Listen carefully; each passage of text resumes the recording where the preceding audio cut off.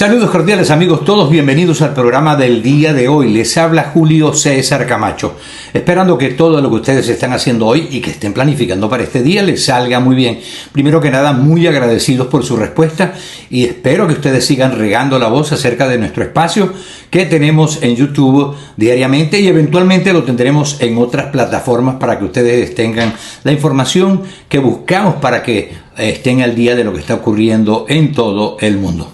Vamos a iniciar con una información de los Estados Unidos que ha causado bastante alarma en las últimas horas. El día de ayer, es decir,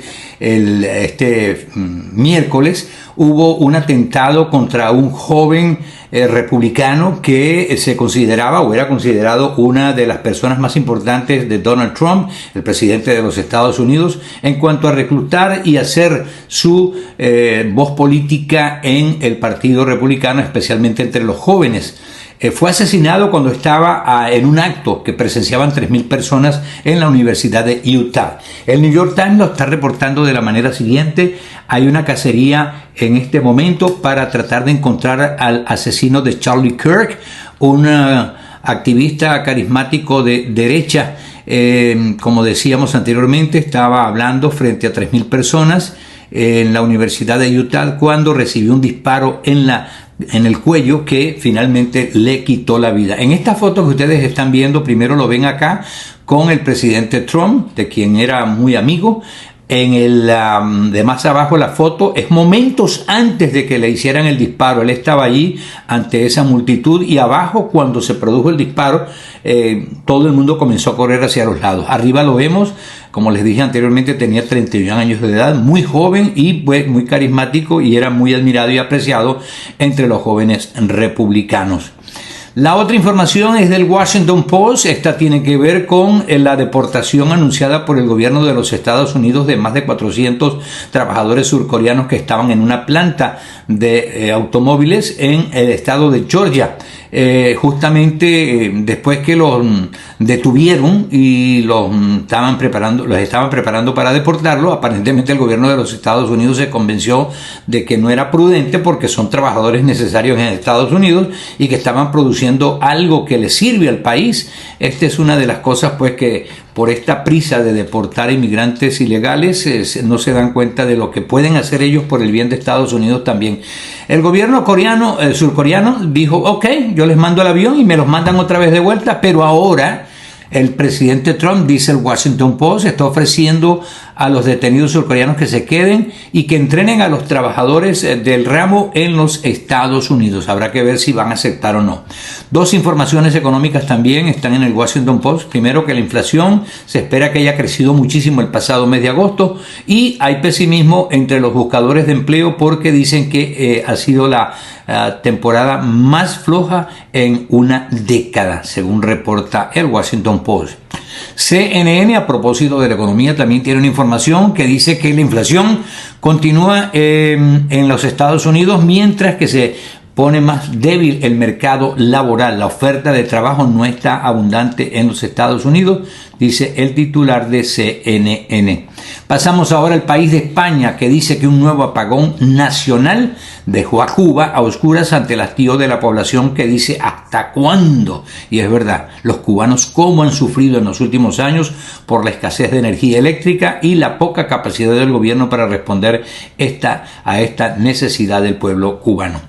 El Miami Herald está reportando hoy que el Atlántico está tranquilo y dicen que no esperan actividad ciclónica para los próximos 7 días. Enhorabuena, porque recuerden que la temporada de huracanes está activa. Justamente este domingo llega a su pico y después dura hasta finales de noviembre, según reportan pues los expertos en los Estados Unidos. El nuevo Herald reporta que Donald Trump arremete contra la izquierda radical, entre comillas, tras asesinato de su aliado Charlie Kirk. Dijo que dará con los responsables del asesinato de Kirk en Utah.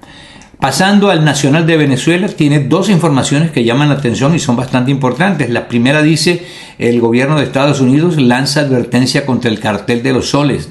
Dice: los trataremos como a Al Qaeda. Si se entiende bien, los van a perseguir donde estén. Así que Vamos a ver qué ocurre. Y la otra información es un análisis del profesor Evan Ellis. Él es profesor de estudios estratégicos de Estados Unidos. Él dice que la fuerza desplegada por Trump en el Caribe tiene una capacidad para intervención contra Maduro, pero no de ocupación, que eso no es lo que está planteado, dice el especialista Evan Ellis.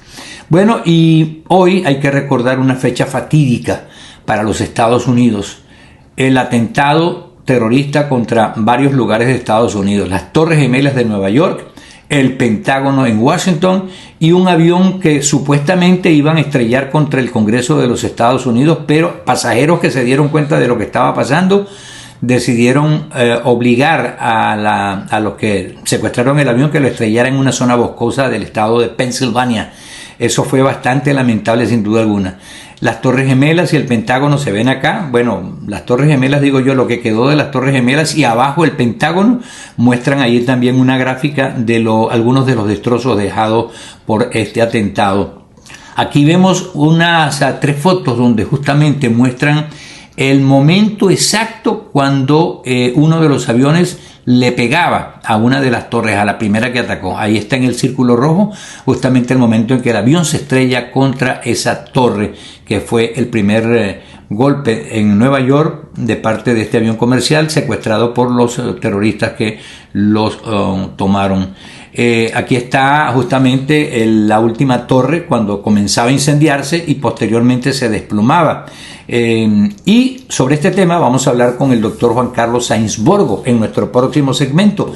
Él es un excelente analista internacional, pero además de eso, él es profesor de la Universidad de la Paz de las Naciones Unidas en Costa Rica. Entonces estén pendientes porque vamos a tenerlo a él hoy en nuestro programa. El profesor, el doctor Juan Carlos Sainz Borgo, en nuestro programa del día de hoy. No se retiren, volveremos en breve con más de nuestro programa del día de hoy. Y les quiero recordar, bueno, que se anoten, se inscriban, se suscriban en la dirección que están viendo abajo para que formen parte de nuestra pléyade de grandes seguidores que apreciamos y admiramos bastante. Así que no se retiren, volveremos en breve con más de nuestro programa del día de hoy.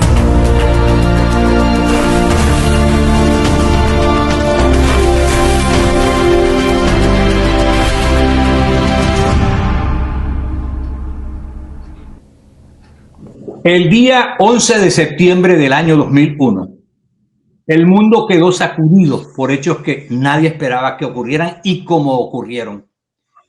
3 aviones inicialmente salieron de varias ciudades de Estados Unidos del noreste y fueron con una misión mortal que dejó una fecha fatídica para los Estados Unidos. Hoy se cumple un aniversario más de esos hechos y justamente queremos saber qué ha pasado en el mundo después de esto. ¿Qué ha pasado con la seguridad de Estados Unidos y de otros países del mundo?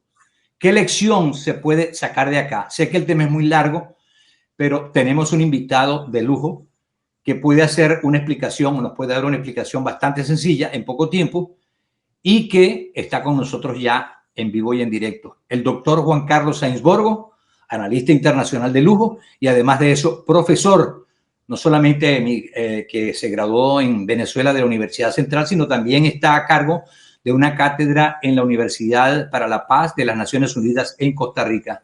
Doctor Sainz Borgo, qué amable es. Buenos días, ¿cómo está?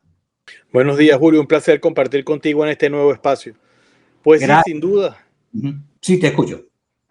24 años del fatídico 11 de septiembre ya y es contradictorio lo que dices porque cuando uno hizo el recorrido esta mañana por los noticieros globales, no tiene la misma presencia que tenía hace unos años. La gente como que ha ido olvidando lo que pasó. Exacto. Porque, bueno, sencillamente la agenda global ha cambiado tanto que hace ver eso como si estuviéramos hablando de un ciclo anterior de la política internacional que poco tiene que ver con lo que está pasando ahora. Y sin duda es uno de los elementos que estamos viendo. Estados Unidos cambió la forma de ver su seguridad internacional desde esa época hasta ahora. Y yo creo que eso es parte del impacto en la agenda local y lo que estamos viendo y cómo estamos viendo las cosas en este momento. El asunto es que la fortuna que se ha gastado Estados Unidos para mejorar su seguridad ha dejado huecos todavía. Y sin embargo, mucha gente dice, ¿hasta cuándo estos actos terroristas estarán activos en el planeta? No solamente en Estados Unidos, porque recordemos lo que pasó en Londres, lo que pasó en España, lo que ha pasado en tantos países con estos actos terroristas, que lo que persiguen desde luego es causar preocupación, angustia en la sociedad, ¿no? Correcto. Y el tema es cómo esta agenda asociada a una forma extremista eh, de la religión musulmana, una interpretación que en este momento está muy focalizada. Solamente estos grupos asociados a Al Qaeda son una minoría, podemos encontrarlo en algunas regiones de África, en lugares muy específicos en Centroasia. Sigue siendo la interrogante a dónde están los talibanes, porque los talibanes que en su momento fueron los que acogieron a Bin Laden y fueron los que fueron el centro de el ataque a los Estados Unidos, no queda muy claro qué interpretación del Islam tienen, pero parecieran haberse alejado de esos temas terroristas. Pero sin duda la agenda global cambió y Estados Unidos fundamentalmente, Julio, dejó de defenderse en el exterior para concentrarse en una defensa a lo interior. Es un tema que comenzó con el primer gobierno de Donald Trump y se ha profundizado en esta segunda administración de Donald Trump, que también lo abrazó la administración Biden. Cerraron lo que se estaba haciendo en Afganistán. Ha habido un recogerse dentro de las fronteras de los Estados Unidos y enfocarse en la seguridad interna y dejar lo externo un poco más allá. Pero sigue siendo difícil de entender porque la semana pasada el secretario de Defensa anunció que ya la Secretaría de Defensa no se llamaba Secretaría de Defensa, sino que se volvió a llamar Secretaría de Guerra. Y entonces hay como una visión del narcoterrorismo como la amenaza, enfocarse como en el área de influencia directa de los Estados Unidos. Entonces, sin duda, desde el punto de vista de la política internacional, estos 24 años hablan de un cambio de circuito, un cambio de era en cuanto a la agenda de la política internacional. En cuanto a los actos de terrorismo, bueno, ha habido muchos grupos en el mundo durante los últimos años y desde luego se conocen algunos en Europa, otros en África, otros, en fin. Lo que sí sabemos es que muchos de esos grupos que actuaron, vamos a decir, a principios de los 90, finales de los 80, como que se han nombrado o no están compactados. Por ejemplo, Al Qaeda, los mismos que están actualmente activos, como que están muy dispersos. ¿Acaso ellos tienden a desaparecer o a reorganizarse? ¿Cuál es el futuro de estos grupos que, como los que actuaron en Nueva York, en Washington, en el 2001, están todavía vigentes?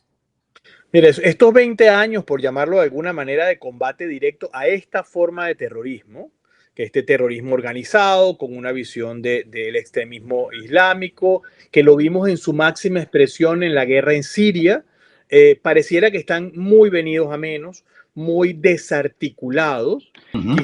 Hablar de que sigue existiendo Al Qaeda, sí, hay unas pequeñas células que están actuando en algunos lugares del mundo, pero no es un tema de la importancia global. Sigue siendo muy importante un brazo de Al Qaeda, que es el grupo Boko Haram, que sigue actuando en el África subsahariana y sigue representando un gran problema para países como Nigeria, como Benín, donde hay estos grupos ubicados, pero ya no es un tema global.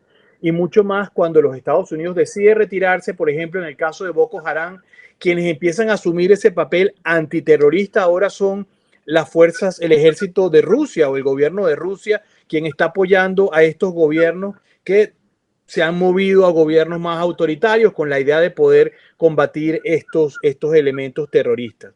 Pero ya no representan esa visión con mucho dinero, con mucho poder que tenían hace 20 años. Sin duda, son grupos que están muy venidos a menos, pero como bien decías tú, Julio, actúan causando terror. Y una sola bomba, un paquete, una persona que actúe como un lobo solitario en cualquier capital del mundo puede subir su atención inmediatamente.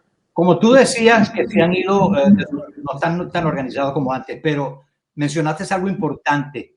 parte de lo que ha ocurrido es que no están recibiendo los fondos como los recibían antes. Aparentemente podían hacer hasta transferencias de dinero y ellos podían seguir sobreviviendo, pero parece ser que Estados Unidos y Europa han perfeccionado la manera de perseguir esos dineros y seguirles la pista, y a lo mejor eso les ha perjudicado. Pero lo otro es, ¿acaso las fuentes de ingresos de ellos o quienes los subvencionaban han ido también desapareciendo o han sido cautelosos? Yo creo que es una combinación de ambos. Occidente, como bien dice Julio, le puso mucha importancia a perseguir estos capitales. De hecho, hay una convención internacional contra la circulación de esos capitales asociados al terrorismo. Pero el tema es que están surgiendo dentro de las economías ilegales ahora. Está bien, legalmente, como tú decías, hacían su transferencia sin ningún problema. Ahora vienen de esas economías ilegales, de esas economías del narcotráfico, economías de la trata de personas, la economía de todos los negocios ilícitos del oro, de las maderas. Entonces, de allí se están sacando sus recursos y lo vemos en diferentes partes del mundo, pero fundamentalmente en Centroasia y en el África subsahariana, que es de donde están saliendo estos recursos ahora. Me van a alar las orejas si no te hago esta pregunta porque nos salimos un poco del tema, pero seguimos en el mismo para el lado del continente americano. El Tren de Aragua, las guerrillas de Colombia. Ahora mismo acaba de dar una declaración el secretario de Guerra, ya no de Defensa de los Estados Unidos, SEC, diciendo que van a darle al cartel de los soles el mismo tratamiento que están haciendo con Al Qaeda. ¿Qué se puede entender de esto? Sí, yo creo que es consistente, Julio, con lo que veníamos diciendo antes. Estados Unidos vuelve a asumir América como el continente donde tiene que defenderse, donde tiene que darle mayor importancia, y todas estas organizaciones que básicamente, como decíamos antes, toman sus recursos de la economía criminal, de la economía ilegal, es decir, narcotráfico, trata de personas, etcétera, y empiezan a estar. Está el tema del cartel de Aragua por una parte, cartel de Aragua o cartel de los soles, tren de Aragua, como lo quieran llamar, una denominación de algo que puede estar siendo manejado desde Venezuela, donde no hay una colaboración internacional para la represión de estos temas, pero en Colombia, frente al fracaso de la agenda de negociación del presidente Petro con grupos como el ELN, que también opera en Venezuela, entonces se juntan estos dos elementos y tienes estas formas de terrorismo. En el caso de Colombia, hemos visto ataques de bombas en Cali, en Medellín, en diferentes lugares, que era un tema que estaba desaparecido de la agenda colombiana. Hacía muchos años que no había ataques sistemáticos el mismo día en varios lugares. Y son esta representación de esta forma de terrorismo y que también estamos teniendo en el caso de los Estados Unidos, el infortunado ataque, asesinato de este líder del movimiento MAGA, que ha sido definido por el FBI y por otros como terrorismo interno también. Entonces hay que ver estas formas como la nueva actuación, los nuevos escenarios que nos vamos a estar enfrentando, a diferencia de lo que vimos hace 24 años en el caso de Al Qaeda. Finalmente, la inteligencia de los países del mundo, y vamos a hablar incluso de los desarrollados, que es donde ocurren más de estos hechos, podría evitar que ocurra otro 11 de septiembre. Yo quiero pensar que sí, Julio, que quiero creer Pero es posible que vuelva a ocurrir entonces. Como ciudadano de este planeta, quiero creer que sí, pero cada vez que ocurre un atentado en Europa, donde fundamentalmente han seguido ocurriendo, dicen, lo teníamos en la lista amarilla, lo veníamos vigilando, pero no lo teníamos en un perfil tan alto, se nos pasó.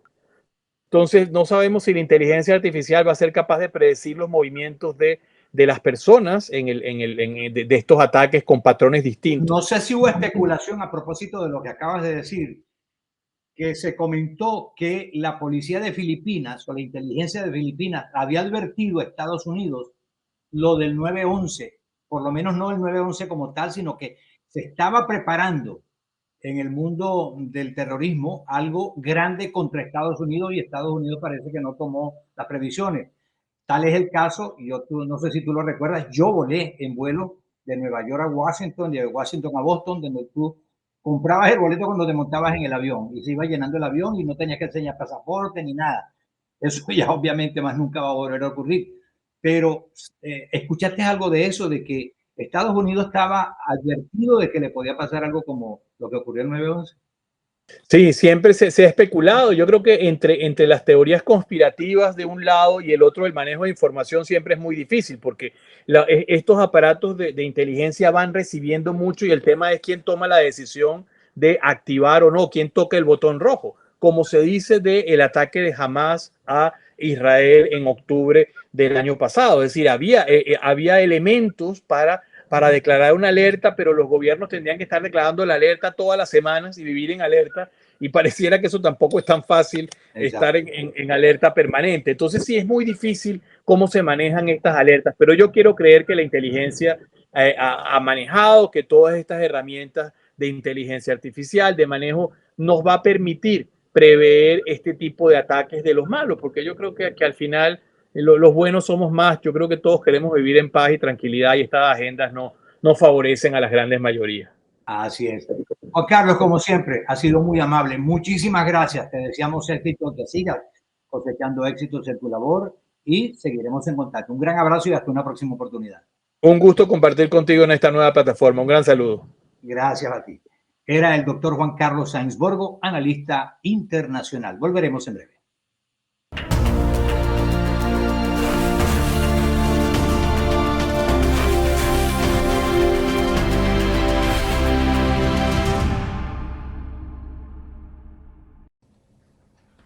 Bueno, amigos todos, hasta aquí nuestro programa del día de hoy. Muchas gracias por habernos acompañado. Les decimos quienes con mucho gusto trabajamos para ustedes.